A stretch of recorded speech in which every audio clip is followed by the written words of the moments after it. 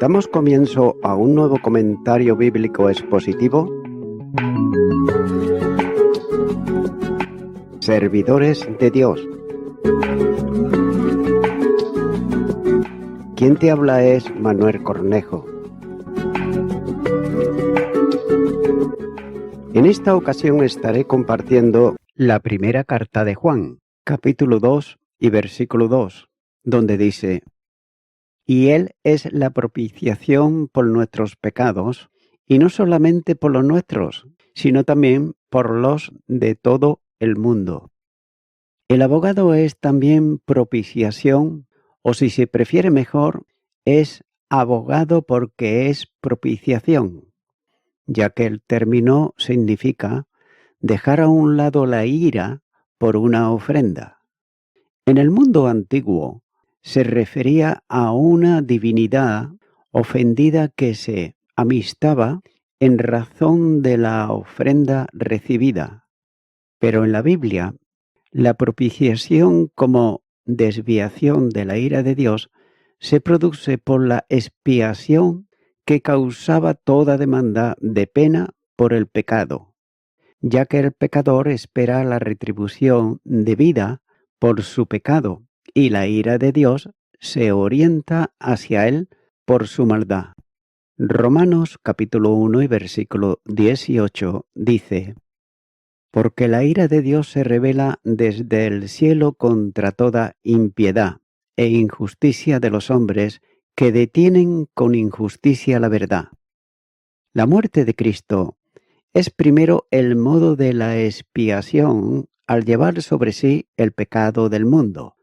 La segunda carta a los Corintios, capítulo 5 y versículo 21, nos dice: Al que no conoció pecado, por nosotros lo hizo pecado, para que nosotros fuésemos hechos justicia de Dios en él. Esa obra renueve la ira de Dios para todo aquel que cree en base a la muerte de Cristo. Romanos capítulo 3 versículo 25 dice: A quien Dios puso por propiciación por medio de la fe en su sangre, para manifestar su justicia a causa de haber pasado por alto en su paciencia los pecados pasados. La expiación enfatiza la retirada del pecado mediante un sacrificio que satisface las demandas de la justicia de Dios. El pecado que interrumpía la relación con Dios, al ser retirado, permite la restauración de la comunión con Él, ya que la muerte de Cristo representa el acto de obediencia a las demandas de Dios en su ley, que los pecadores han quebrantado, cuyo hecho constituye una propiciación, el satisfacer las demandas justas de Dios sobre el pecado. Romanos capítulo 3 versículo 26 dice: Con la mira de manifestar en este tiempo su justicia, a fin de que Él sea el justo y el que justifica al que es de la fe de Jesús. La propiciación en Cristo mismo es el término usado que expresa la idea del sacrificio propiciatorio. Juan no dice que Jesucristo es el propiciador, esto es, el que ofrece el sacrificio de propiciación, sino que es la propiciación, esto es, la víctima ofrecida en sacrificio, la ofrenda expiatoria que propicia. Por tanto, Jesús es la propiciación. Esta es la reconciliación del amor y la justicia de Dios en el seno de Dios mismo. La propiciación nace en Dios, que como en todo lo que es de salvación, toma la iniciativa, ofreciendo a su Hijo como propiciación, expiación y reconciliación. La segunda carta a los Corintios, capítulo 5, versículo 18 nos dice: Y todo esto proviene de Dios, quien nos reconcilió consigo mismo por Cristo y nos dio el ministerio de la reconciliación. La propiciación en plenitud es Cristo mismo, puesto que es el propiciatorio, en griego el lugar donde se ofrece o presenta el sacrificio de propiciación. La soberanía de Dios en la salvación se pone de manifiesto por la acción en la que Dios pone a Cristo como propiciatorio. De manera que la idea es que Dios designó al que había de redimir. En el programa de redención, Dios tuvo en cuenta todo esto, de modo que la salvación es el resultado de la soberanía divina, sin atender a circunstancias humanas y determinadas antes de la creación. La segunda carta a Timoteo, capítulo 1 y versículo 9, dice: quien nos salvó y llamó con llamamiento santo, no conforme a nuestras obras, sino según el propósito suyo y la gracia que nos fue dada en Cristo Jesús, antes de los tiempos de los siglos. El apóstol Pedro enseña que el Cordero Redentor había sido predestinado para ello antes de la creación del mundo. Primera carta de Pedro, capítulo 1 y los versículos 18 al 20. Esto quiere decir que la salvación es de Dios, como señala el Salmo, capítulo 3, versículo 8, y Jonás, capítulo 2, versículo 9, ya que quedó determinada y establecida en todos sus detalles y alcance en razón a la soberanía de Dios. En esta manifestación de la obra divina de salvación, Dios puso a Cristo como propiciatorio, que habla del lugar en que se exhiba delante de Dios la sangre del sacrificio de expiación por el pecado. Sin duda, el propiciatorio quedaría sin efecto alguno sin el sacrificio de la propiciación.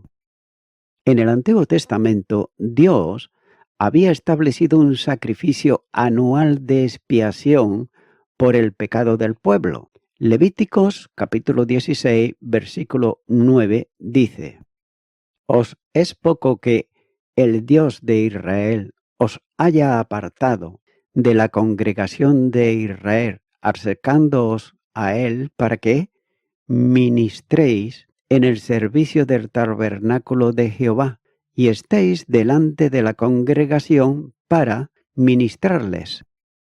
La sangre del sacrificio era llevada por el sumo sacerdote al interior del lugar santísimo y se extendía sobre la plancha de oro situada en la cubierta del arca, donde había dos querubines, cuyos rostros miraban hacia ella, y los querubines extenderán por encima las alas, cubriendo con sus alas el propiciatorio, sus rostros el uno enfrente del otro, mirando al propiciatorio los rostros de los querubines. Los querubines son ángeles que velan por la santidad y justicia de Dios, impidiendo que todo pecador pueda acceder a su presencia a causa del pecado que lo contamina. Génesis, capítulo 3, versículo 24, nos dice: «Echó pues fuera al hombre, y puso al oriente del huerto de Edén querubines, y una espada encendida que se revolvía por todos lados, para guardar el camino del árbol de la vida». La ley de Dios, que acusa al hombre de pecado, estaba guardada en el interior del arca, bajo esa cubierta. Los querubines, simbólicamente hablando, miraban continuamente el propiciatorio y la sangre del sacrificio de la expiación que cubría el pecado del pueblo. En base al sacrificio expiatorio, Dios era propicio al pueblo, como señala Hebreos capítulo 8 y versículo 12. Y Jesucristo es el antitipo de la plancha de oro sobre la cubierta del arca de la alianza. Esto se cumple plenamente, puesto que Él mismo penetró los cielos y se sentó a la diestra de Dios para interceder por los salvos. Pero como enseña el apóstol Juan, es también propiciación. En el Nuevo Testamento, el sacrificio de la cruz satisface todas las demandas de Dios en cuanto al juicio por el pecado.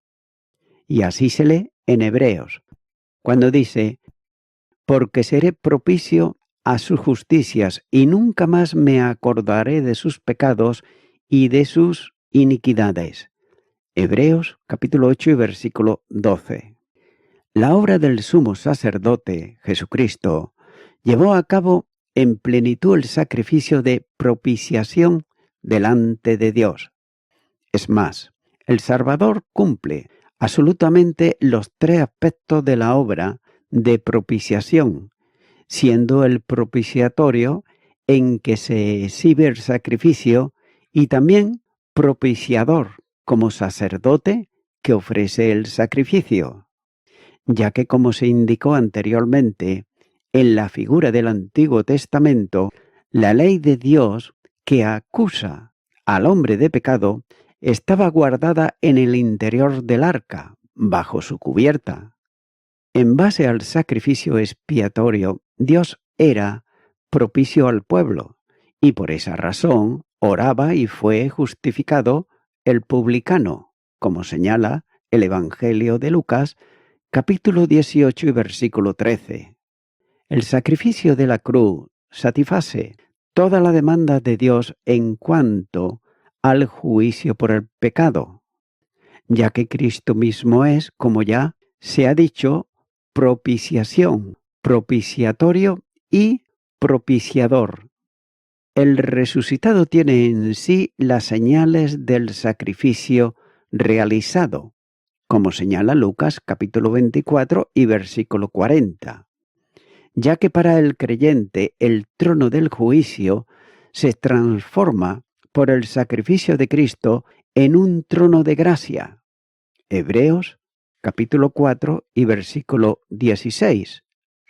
Al encontrarse con Dios en Cristo, el cristiano experimenta completa confianza. Romanos capítulo 8 y versículo 33. Y note que la propiciación tiene relación con nuestros pecados, esto es, con los de los creyentes, ya que el autor incluye con los destinatarios de modo que comprende a todos los que han creído en Cristo. Por ser un aspecto de la obra salvadora, alcanza y comprende a todos los que, por gracia, mediante la fe, están en comunión con el Padre, con su Hijo Jesucristo y unos con otros. Capítulo 1 y los versículos 3 al 7. Nótese que el apóstol cierra el aspecto propiciatorio refiriéndose al alcance de la propiciación, ya que la salvación es potencialmente para todo el mundo, como señala el Evangelio de Juan, capítulo 3 y versículo 16.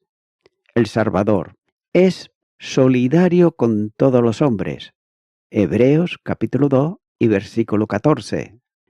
De modo que en la obra de la cruz, Dios hace salvable a todo pecador que acude al Salvador por fe. En la cruz, Dios reconcilió consigo al mundo. Segunda carta a los Corintios, capítulo 5 y versículo 19, donde alcanzó el precio del rescate por todos. Primera carta a Timoteo, capítulo 2 y versículo 6. La redención limitada no se puede sustentar en base a este y otro versículo del Nuevo Testamento, donde está claramente enseñado, como por ejemplo, en el Evangelio de Juan, capítulo 1 y versículo 29. Sin embargo, es necesario también entender que si bien la propiciación como un aspecto de la obra salvadora es potencial, ya que solamente se convierte en virtual o eficaz para los que creen, ya que la fe es la demanda para la justificación, de modo que el que cree en el Hijo tiene vida eterna, pero el que rehúsa creer en el Hijo no verá la vida, sino que la ira de Dios está sobre él. Evangelio de Juan, capítulo 3 y versículo 36.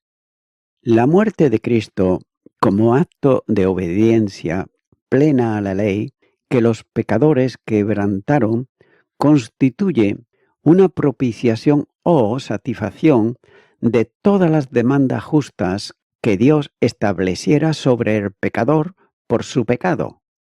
Por la redención y propiciación hay plena seguridad para el creyente en el sentido de que la deuda por el pecado y con ello la responsabilidad penal del mismo ha sido plenamente cancelada y no hay para él ninguna condenación. Romanos, capítulo 8 y versículo 1 nos dice: Ahora pues, ninguna condenación hay para los que están en Cristo Jesús, los que no andan conforme a la carne, sino conforme al Espíritu. El perdón pleno se expresa con toda claridad: y nunca más me acordaré de sus pecados y de sus iniquidades. Hebreos capítulo 8, versículo 12 y capítulo 10, versículo 17. No acordarse o acordarse del pecado era algo más que un asunto mental. Llevaba aparejada una determinada actuación divina. Por ejemplo, en el caso de Cornelio, la memoria fue para salvación. Cuando dice: él mirándole fijamente y, atemorizado, dijo: ¿Qué es, Señor? Y le dijo: tus oraciones y tus limosnas han subido para memoria delante de Dios. Hechos de los Apóstoles, capítulo 10 y versículo 4. Pero note que para la gran Babilonia el recuerdo será para juicio.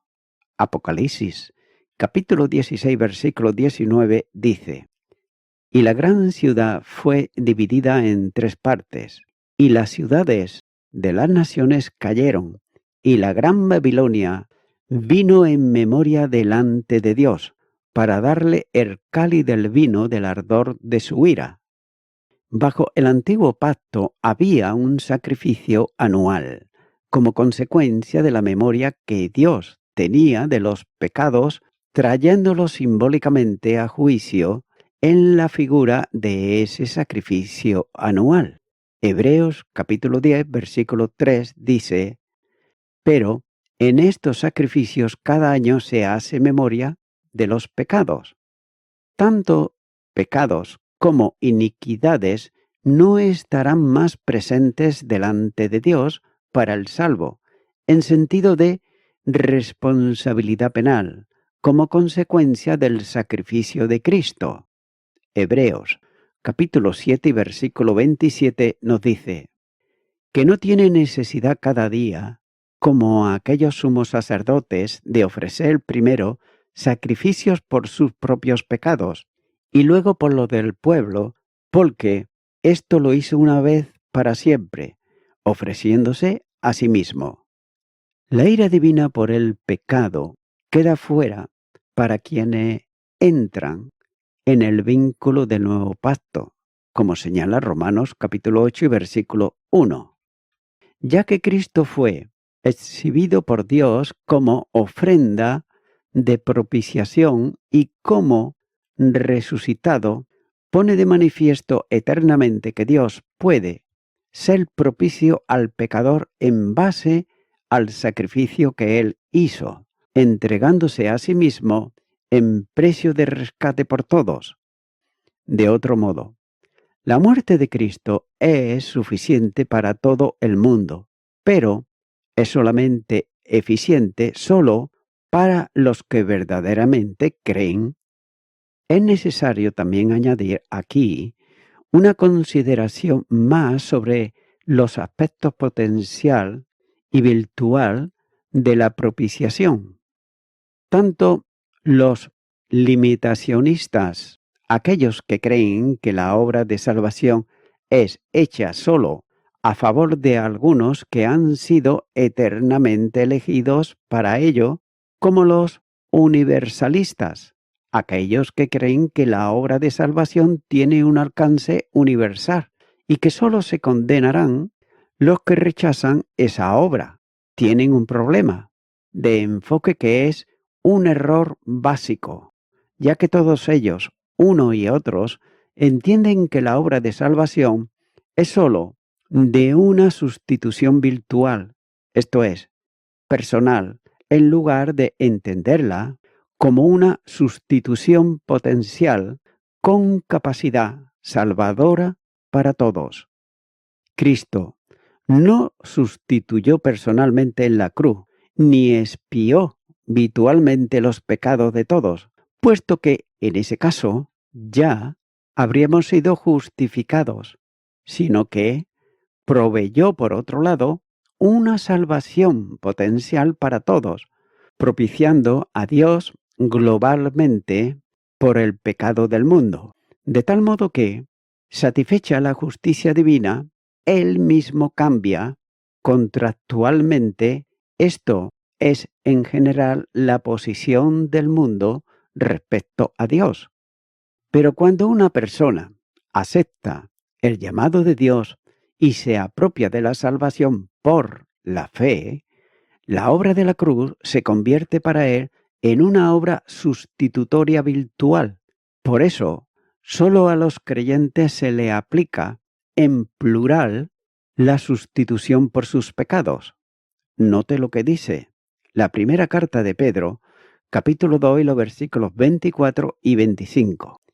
Quien llevó él mismo nuestros pecados en su cuerpo sobre el madero para que nosotros, estando muertos a los pecados, vivamos en la justicia, y por cuyas heridas fuimos sanados.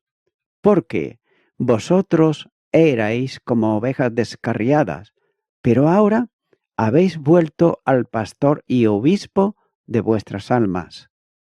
Dios, en su amor para todo el mundo, ha hecho una provisión suficiente y abundante, y es por eso que puede decir que para todo aquel que cree en Él no se pierda, sino que tenga vida eterna. Juan capítulo 3 y versículo 16. Con el texto que se comenta y otros que se han citado anteriormente, es suficiente para entender el alcance potencial de la salvación, que no es limitada para algunos, sino que comprende a todos. Juan, en este contexto, escoge el adjetivo todos, que se refiere a la totalidad de algo.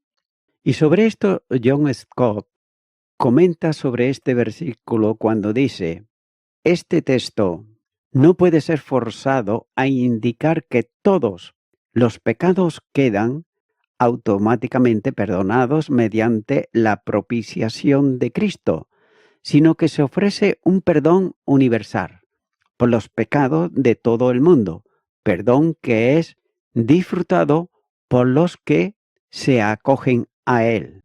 Fin del comentario de John Scott.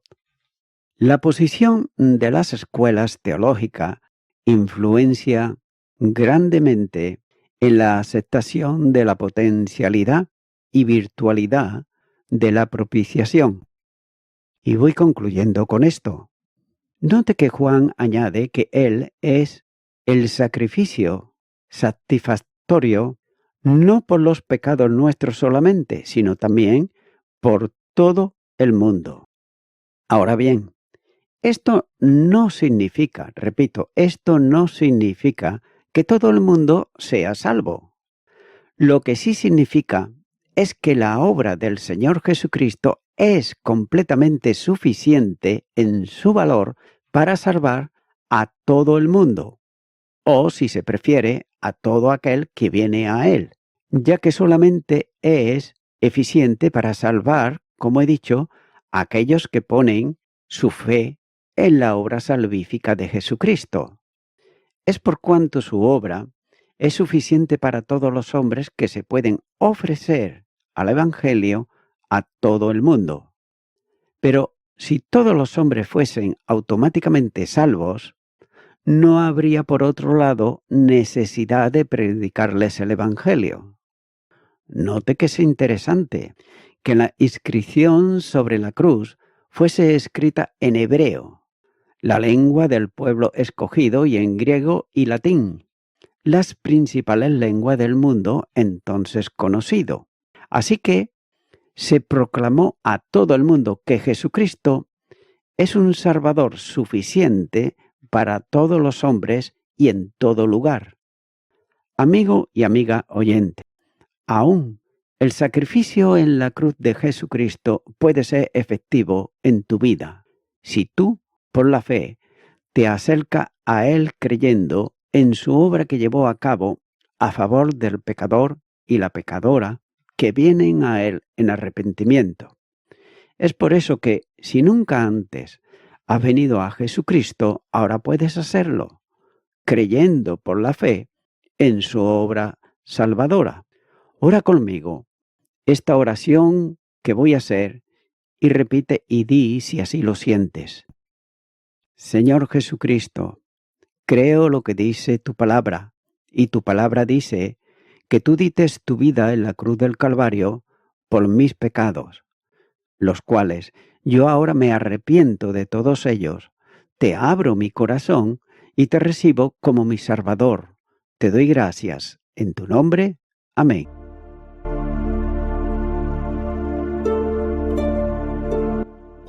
Amigo y amiga oyente, si tú has hecho esta oración de corazón, te recomiendo que comiences a orar a Dios, en primer lugar, en el nombre del Señor Jesucristo. Orar a Dios no es rezar, sino que es hablar con una persona. También te recomiendo que leas la palabra de Dios y lo hagas a diario. Comienza, por ejemplo, con el Nuevo Testamento. Y también, por último, te recomiendo que para que puedas crecer espiritualmente, te congregues en una iglesia cristiano-evangélica, donde se predique, se enseñe y se practique la sana doctrina y la palabra de Dios. Congrégate ahí y con el tiempo podrás crecer espiritualmente y también servir al Señor Jesucristo. Que Dios te bendiga. Y a toda la audiencia, nuevamente ya me estoy despidiendo de todos ustedes y será hasta el próximo programa. Que Dios os bendiga a todos.